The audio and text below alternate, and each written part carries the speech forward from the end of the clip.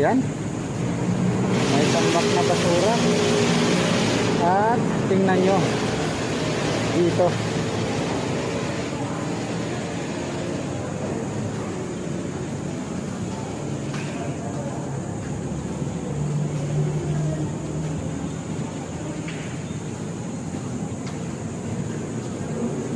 grabe ito, makalat sobra. Hi guys, good morning, welcome back to my channel. At ayan guys, mag-update tayo ngayon dito sa may Loton Underpass. At papakita ko sa inyo yung mga kaganapan at mga na nangyari at kung ano yung mga meron dito sa ating Loton Underpass. At ayan, syempre at ito ay isang hamon dito sa ating Mayora, Hanay Lacuna, yung mga yan, mga street dwellers, yung mga nagkakalat na mga pasaway pa rin hanggang ngayon na hindi pa rin nagtatanda mula doon sa ating citizen isko na ngayon ay nandito pa rin itong mga to. At ayan, sana hindi na sila nagkakalat at dahil ayan, so napakahinayang, nakakapanghinayang yung mga nare-receive ng Maynila kung ibabalik pa natin yung dating kadugyutan ng Maynila. So ayan, kung mapapansin nyo, itong mga part ng sakayan ay sa ngayon makikita naman natin na ayos naman, pero meron tayo namang mapapansin na mga basura na maliliit. Ayan, plastic, meron pa rin mga vendor dito sa part ng Loton. Ayan, at di pa rin nawawala. So maganda na rin sana na may mga ganito pa rin, may mga pailan-ilan pa rin nagtitinda. Pero itong mga kagaya niyan, makikita mo may mga baso-baso nagliliparan. Ayan, may timba pa dyan na ewan kung anong ginagawa. Dito naliligo, dito natutulog. So ayan, ito yung mga sumisira sa ganda ng Maynila. So ayan, papasok tayo guys sa ating underpass, Loton Underpass. Dito may natutulog pa dito sa pinakakanto. Ayan, good morning sa inyong lahat, sa ating mga batang Maynila. Good morning sa ating mga kababayan. Good morning, good morning. So totally maayos naman at maayos. So yan, ito ayos. Wala naman tayong nakikitang mga basura, mga natutulog. At ayun, may basura naman doon na nakalagay. So doon lang kanina sa pinag-akyatan natin ay merong mga ayan, merong mga street dwellers doon tambay. So ito pa, isa to sa mga hamon na to sa ating Mayora na yan, tingnan nyo naman, ginagawang bahay pa rin. So ito lang yung pinaka natin dito sa ating Loton Underpass, dahil hindi pa rin mawala-wala yung mga vendor dito. Ayan, so dito paglabas natin dito ay meron pa rin mga nagtitinda. So yung hiling na lang natin yung kalat, dapat walang kalat.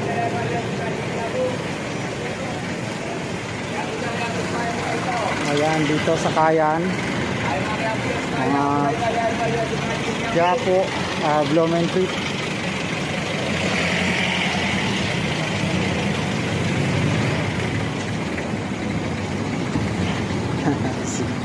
Sir kumakaway. Ayan, yan yung problema, may mga karito na nakalagay dyan.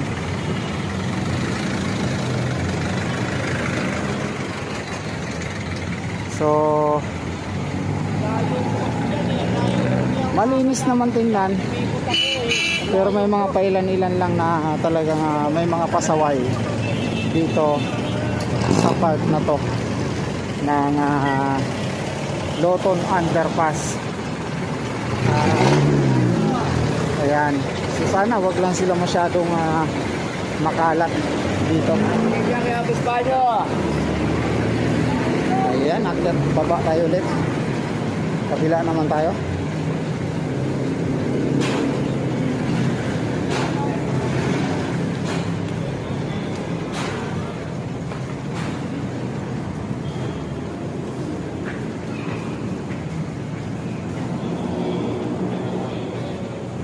So dito sa baba malinis kasi meron tayong guard. Yan, may bantay tayong guard dito. So tingnan nyo naman, malinis.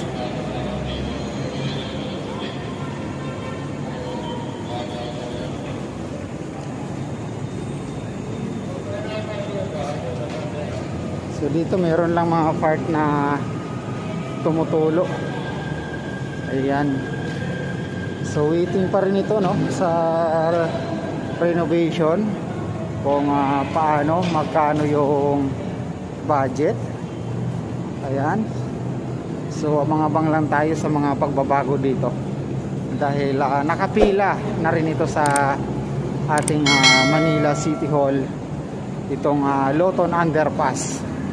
So far sa ngayon walang natutulog at maayos. Okay naman siya, malinis. At yun lang yung makikita natin doon sa mga paakyat, may mga natutulog at hindi natin mapigilan yan. Ayan, hindi ko alam kung bakit, dahil araw-araw naman dumadaan yung ating mga DPS. Ayan.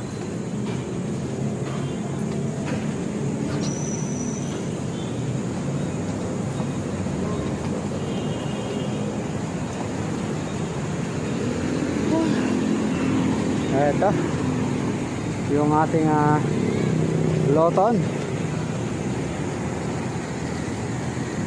So tingnan nyo, ang ganda tingnan, kaso lang madidismaya ka doon sa yan, yung mga makikita natin na street dealers na rin, no? So di lang talaga natin alam kung ano yung gagawin ng ating mayora. So abang-abangan na lang natin yan. At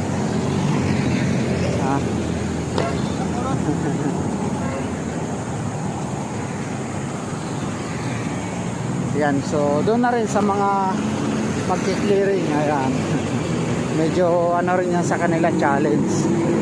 So hindi tayo makikalam, basta tayo ay nai-update natin at nasi-share natin itong dito sa ating Loton Underpass at makita itong kalagayan na ganito yung kalagayan. At ito ang binabato sa ating mahal na mayor at saka sa iba pa ng kawani ng Maynila, dahil so yan, dito yung masaklap. Bakit may ganito? Basura.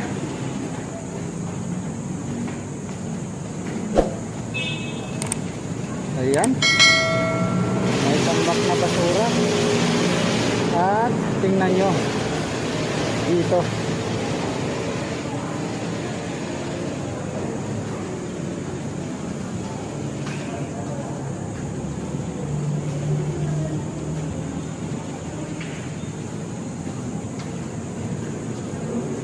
grabe ito, makalat sobra.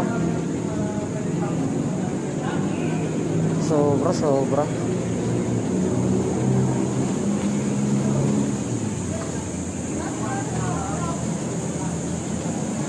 Sobra yung ginawa nila dito, guys. Grabe. Itong Loton Underpass.